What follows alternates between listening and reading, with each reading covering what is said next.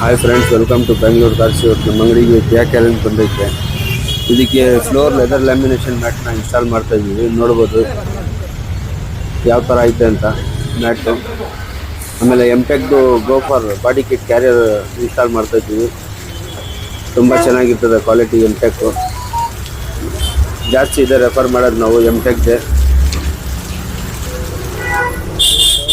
ನೋಡ್ಬೋದು ಮ್ಯಾಟು ಯಾವ ಥರ ನೀಟಾಗಿ ಫಿಟ್ಮೆಂಟ್ ಆಗೈತೆ ಅಂತ.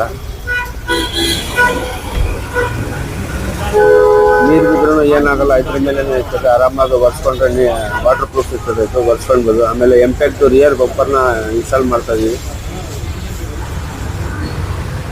ಹೆಡ್ಲೈಟಲ್ಲಿ LED ನ ಇನ್ಸ್ಟಾಲ್ ಮಾಡ್ತಾ ಇದೀವಿ. 320 ವ್ಯಾಟ್ಸ್ GTR Pro Max ಅಂತ ಬರ್ತದೆ. ತುಂಬ ಚೆನ್ನಾಗಿರ್ತದೆ ಕ್ವಾಲಿಟಿ.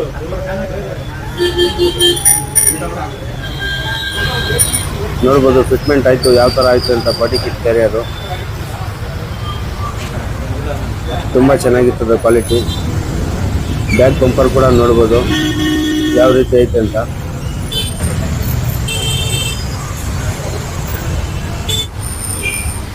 ನೋಡ್ಬೋದು LED ಬ್ರೈಟ್ನೆಸ್ಸು ಯಾವ ಥರ ಐತೆ ಅಂತ.